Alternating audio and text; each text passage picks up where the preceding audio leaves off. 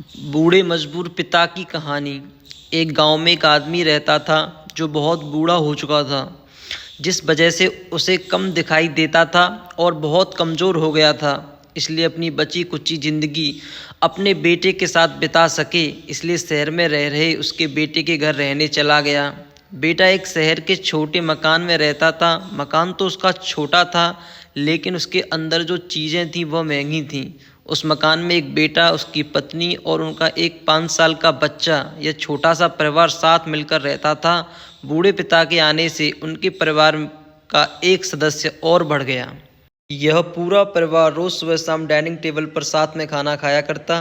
बूढ़ा पिता अपनी कमजोरी के चलते हमेशा खाने की चीजें नीचे गिराता रहता और कई बार कांच के बर्तन भी टूट जाया करते थे। कुछ दिनों तक तो बहू और बेटे ने यह सब सहन किया, लेकिन बाद में वे दोनों बूढ़े की ऐसी हरकतों से चिढ़ने लगे।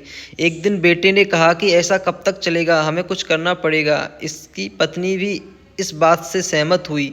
अगले दिन बेटा कहीं से एक पुराना मेज लेकर आया और घर के कोने में उसे लगा दिया और पिताजी से कहा कि आप यहीं बैठकर खाना खा लिया कीजिए।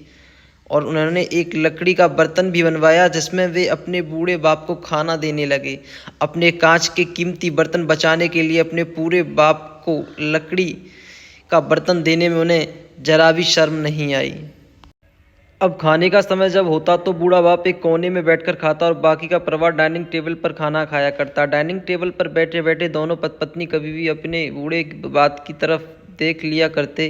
बूढ़े बाप की आंखों में उन्हें आंसू भी नजर आते, मगर उन पर जैसे कोई असर नहीं होता।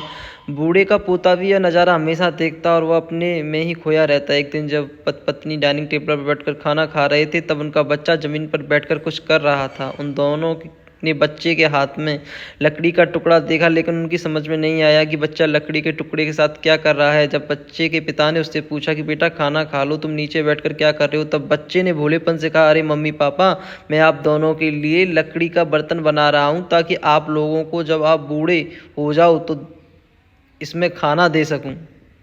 अपने नादान बेटे द्वारा दी गई यह सहज बात दोनों के दिल में तीर की तरह उतर गई। दोनों एक दूसरे का चेहरा निहारने लगे। बिना कुछ कहे ही दोनों की आंखों में पानी आ गया और उन्होंने अपने भविष्य की किताब अपने आप को सामने खुलती हुई नजर आई। उन्हें समझने में ज़्यादा देर नहीं लगी कि अब उन्हें आगे क्या करना पड़ेगा। अगले दिन कमरे के कोने से वो पुराना मेज हट गया और बूढ़ा पिता और बाकी का परिवार साथ में मिलकर फिर से खाना खाने लगे। बूढ़े की कमजोरी की वजह से हो रही गलतियाँ भी अब किसी को नहीं चिढ़ाती थीं। दोस्तों, यह कहानी हमें बताती है, हर वह पत्ता जो आज हरा है वो कल सूखेगा और डाली से नीचे भी गिरेगा। इसलिए हमें अपने बड़े बूढ़ों का हमेशा ख्याल रखना चाहिए। हमें हमारे माता पिता और बुजुर्गों के साथ वैसा ही व्यवहार करना चाहिए जैसा हम चाहते हैं कि हमारे बूढ़े होने के बाद बच्चे हमारे साथ करें। दोस्तों, आपको यह हार्ट टचिंग स्टोरी कैसी लगी कमेंट करके ज़रूर बताइएगा। अगर अच्छी लगी हो तो अपने दोस्तों और परिवार के साथ इसे शेयर कर सकते हैं और ख़ास करके ऐसे लोगों के साथ ज़रूर शेयर कीजिएगा जिनके व्यवहार बूढ़ों की तरफ अच्छे ना हों। और चैनल को सब्सक्राइब और वीडियो को लाइक भी अवश्य करना।